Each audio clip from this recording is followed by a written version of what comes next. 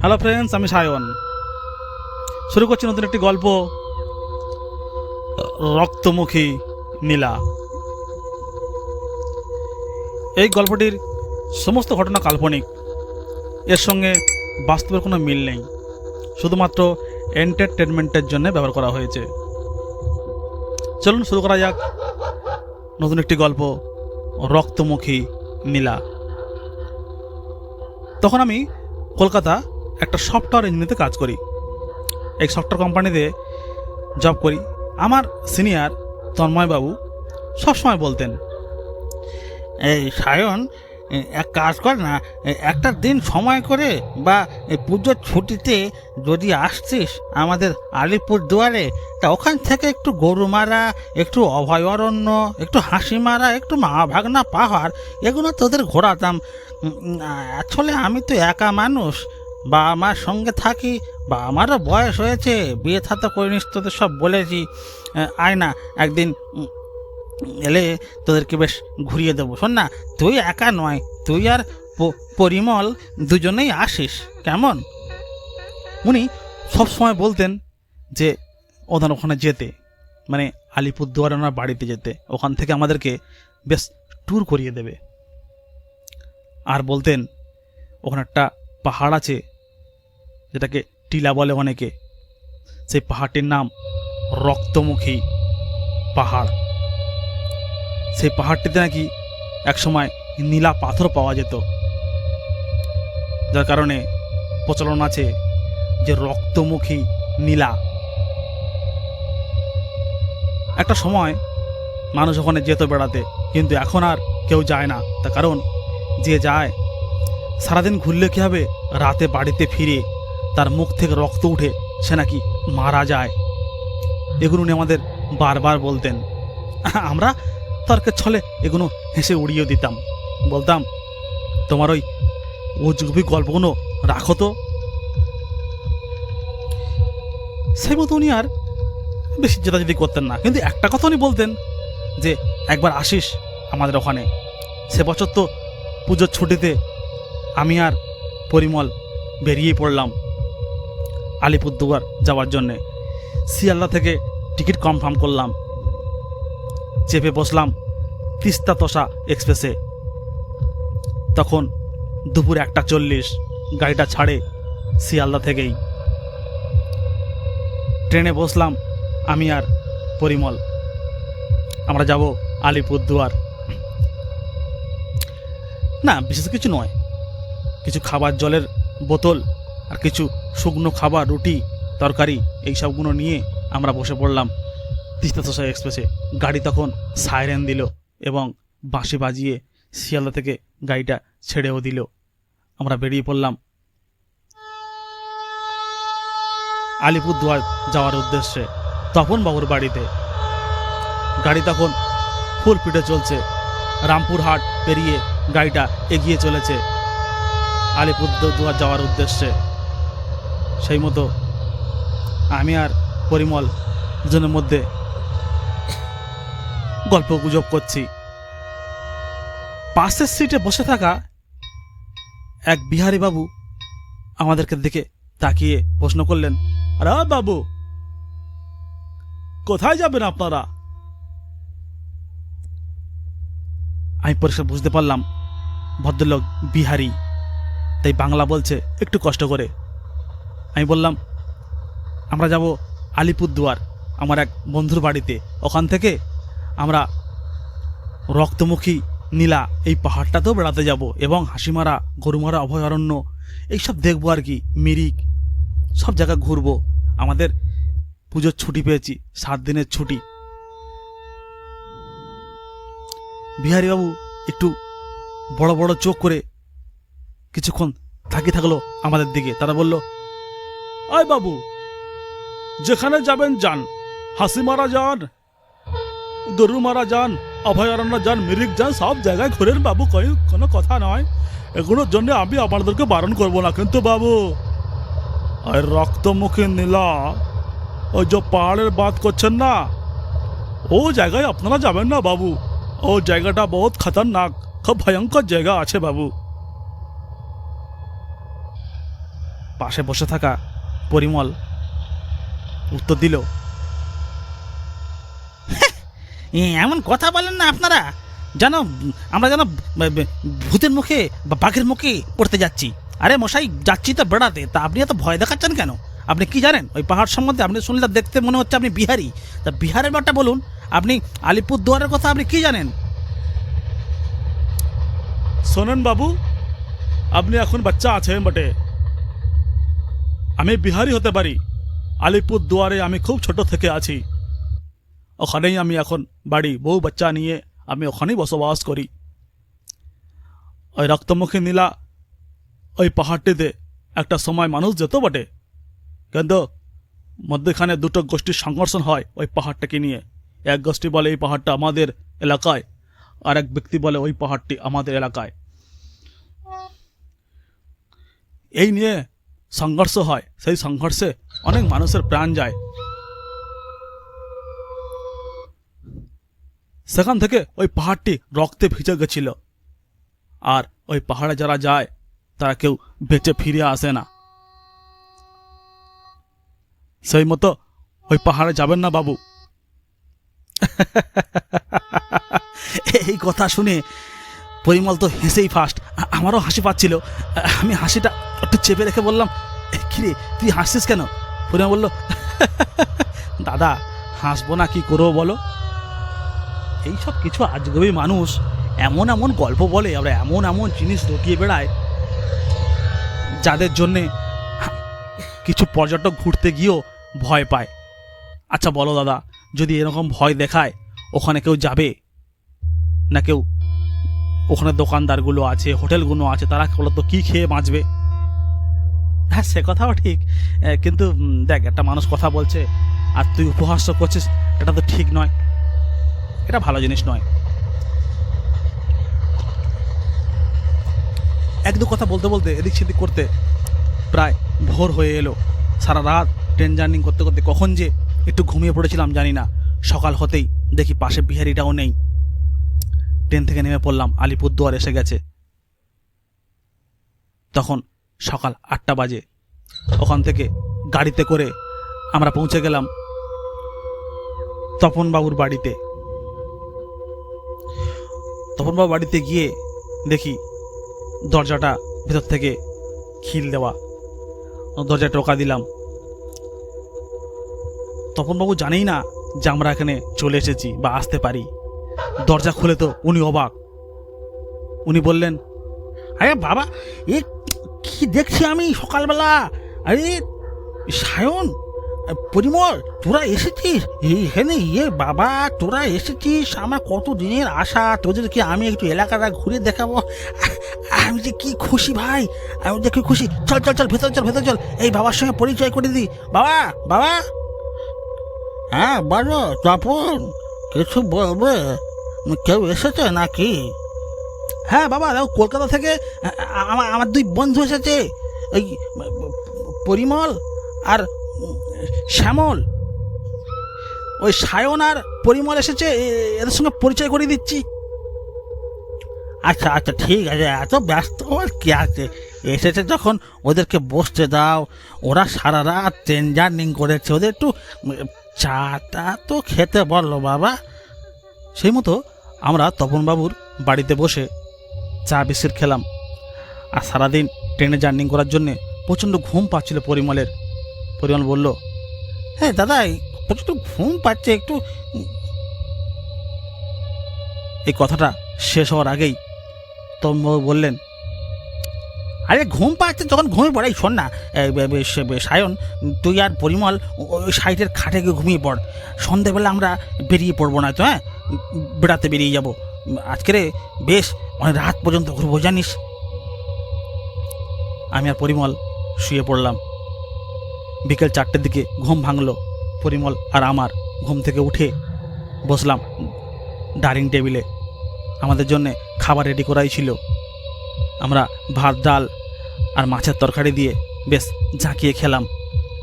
মেসোমশাইকে প্রণাম করে বললাম, মেসোমশাই আপনার শরীর ভালো আছে তো? আর আমরা বেড়াতে এসেছি, আচ্ছা, আপনি বলুন তো, ওই রক্তমুখী পাহাড়ে একটু যাব, ওখানে তো অনেকে ভয় বলছে, বা ট্রেনের মধ্যে এক ভদ্রলোক বলছিল ওখানে নাকি ভয়ের ব্যাপার আছে। না, তোমরা বাবা যেখানেই বেড়াতে যাও সেইটা বড় কথা নয়, সব জায়গায় তোমরা ঘুরে বেড়াও, কিন্তু ওই রক্তমুখী পাহাড়ে খবরদার খবরদার ওখানে যাবে না। পরিমল একটু না বিরক্ত বোধ করলো। কেন বলুন তো কাকু, এখন যাবো না? স্যার ওই সবাই বলছে যাবো না যাবো না যাবো না, কিন্তু কেন যাবো না? কি ব্যাপারটা কি? পাহাড়ে কি ভূত প্রেত ডাইনি ডোগিনি কিছু আছে নাকি? ওরা সবাই বলছে। আমি বললাম, পরিমল, উনি বয়স্ক মানুষ, সংযত হয়ে কথা বলো। না ঠিক আছে দাদা, কিন্তু ট্রেন থেকেও বলে আসছে সবাই, কেন যাবো না? তখন না ওখানে চলো, আগে তোমার রক্তমুখী পাহাড়টা আমি ঘুরবো, তারপর অন্য জায়গায় যাবো, ঠিক আছে না? আমি কোথাও যাবো না। একটা জেদ কষে বসলো পরিমলের মাথায়। এত বোঝানোর পরে ও শুনলো না। ও বলতে শুরু করলো, না যদি যেতে হয় আগে রক্তমুখী পাহাড়টাই যাবো, আর খুব ইন্টারেস্ট লাগছে, সবাই বলছে ভূত আছে ভূত আছে, কি ভূত আছে ওরা দেখবো, তারপর আগে অন্য জায়গায় যাবো, ঠিক আছে না? তো যাবো না কোথায়, আমি থাকলাম বাড়িতে, তোমরা যাও ঘুরে এসে যাও। তখন ওর বাবা, ওই বয়স্ক লোকটি হকচকিয়ে তাকিয়ে থাকলো পরিমলের দিকে, এক দৃষ্টে অনেকক্ষণ তাকিয়ে থাকলো পরিমলের দিকে, তারপর বলতে শুরু করলো, দেখো বাবা, আমার বয়স হয়েছে, অনেক দিন যাবৎ আমি কোথাও বেরোই না, কিন্তু দেখো ওই যে পাহাড়ে তুমি যাওয়ার জন্য জেদ করছো, ওই পাহাড়ে কিন্তু তোমরা কেউ যেও না, কেননা ওই পাহাড়টা খতরনাক বললে ভুল হবে, খতরনাকের উপরেও খতরনাক, খুব ভয়ঙ্কর ওই পাহাড়।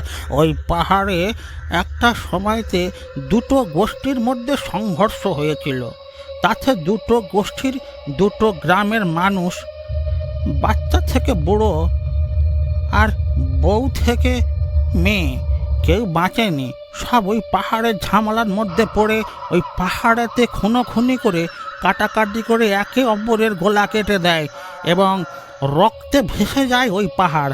ওই জন্যে পাহাড়টার নাম হয়েছে রক্তমুখী।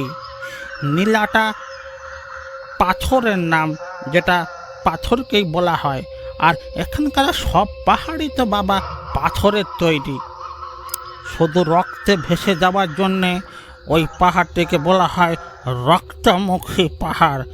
ওখানে না যাওয়াটাই ভালো।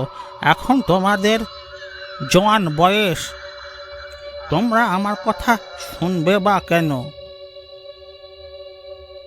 মেসোমশাইয়ের কথা মুখ থেকে শেষ হলো না, হঠাৎ তন্ময় বলে উঠলেন, এই বাবা, তুমি থামো তো, থামো থামো। আমার বন্ধুগুলো এতদিন পরে এসছে বেড়াতে, আর তোমরা সেই মান ধাতা আমলের একটা ভূতের গল্প নিয়ে বসে আছো। হ্যাঁ, এই তো সন্ধেবেলায় যাব, আর সন্ধেই ফিরে আসবো, কোনো ভয় নেই, আমি তো সঙ্গে আছি। এই চলো সায়ন আর পরিমল, রেডি হয়ে নাও। আমরা রেডি হয়ে নিলাম। সব থেকে বড় কথা কি, পরিমলের জেদটা যেন চেপে বসেছিল মাথায়। ওকে আর খেপালাম না, ভাবলাম যাই এক ঝলক ঘুরেই আসি। বেরিয়ে পড়লাম ওই পাহাড়ের উদ্দেশ্যে। ওখান থেকে একটা অটো ভাড়া করলাম। অটোওয়ালাকে বললাম, চলো আমরা যাব ও রক্তমুখী নীলা পাহাড়ে। অটোওয়ালা বলে উঠল, কি কইতাছেন বাবু, এই রক্তমুখী পাহাড়? না বাবু, আমি ওখানে যাব না, ওখানে যাব না। তবে হ্যাঁ, আপনারা যখন জেদ করতেছেন, তা আমি এক কাম করুন, আমি পাহাড়ের বেশ কিছুটা দূরে আপনাদের নামায়া দিয়া ফিরে আসুঙ্গা। আমি পাহাড়ের কাছাকাছি যাবো না, পাহাড়ের কাছাকাছি আমি যাবো না। পরিমলকে বললাম, দেখ পরিমল, শুনতে পাচ্ছিস, ওই পাহাড়টার কাছে একটা অটোওয়ালা বা টোটোওয়ালা কেউ যেতে চাইছে না, তুই কেন জেদ করছিস বলতো? পরিমল আমাকে বলল, আর তুমি থামো দাদা, যত সব ভূতের গল্প, ভয় দেখিয়ে মানুষকে সদস্য করে রেখেছে, ভয় দেখিয়ে রেখেছে মানুষকে, তাই এরকম ভয় পাচ্ছে মানুষ, এত ভয়ের কি আছে? ঠিক আছে, আর শোনো অটোওয়ালা, তুমি একটু আগে নামিয়ে দেবে, আমরা হেঁটে চলে যাবো, ঠিক আছে?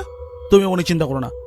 ঠিক আছে বাবু, কিন্তু এক কাম করেন, বেশি রাত করবেন না, যাবেন সন্ধে হওয়ার আগে চলে আসবেন, আর ওই পাহাড়ের মাটিতে কোনো রকম খোনাখুনি জোরে দাপাদাপি করবেন না, তাহলে পাহাড় জাগ্রত হয়ে উঠতে পারে এবং আপনাদের জান লইয়া নেব।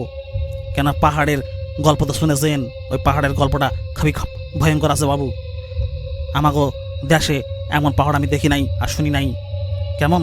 এই বলে অটোওয়ালা আমাদেরকে অটোয় বসিয়ে নিয়ে চললো ওই পাহাড়ের কাছে। পাহাড় থেকে বেশ কিছুটা দূরে আমাদেরকে নামিয়ে দিল ওই অটোওয়ালা। তখন বাবু আমি আর পরিমল অটো থেকে নামলাম। অটোওয়ালাকে টাকা দেওয়ার সঙ্গে সঙ্গে অটোওয়ালা যেন খুব তড়িঘড়ি অটোটা ঘুরিয়ে চলে গেল।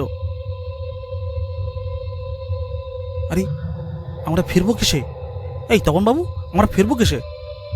আরে তুমি ও নিয়ে চিন্তা করো না, যাওয়ার সময় একটু হেঁটে যাবো, সামনেই বড় রাস্তা, ওখান থেকে কোনো না কোনো গাড়ি পেয়েই যাবো। না চলো তো, ওটা চিন্তা করো না, চলো পাহাড়টাই দেখে যাই। সন্ধ্যা নেমে এসছে, একটু পাহাড়টা ঘুরে আর অন্য জায়গায় যাবো। এখন সেই মতো আমি তপনবাবু আর পরিমল এগিয়ে চললাম রক্তমুখী নীলা পাহাড়ের দিকে।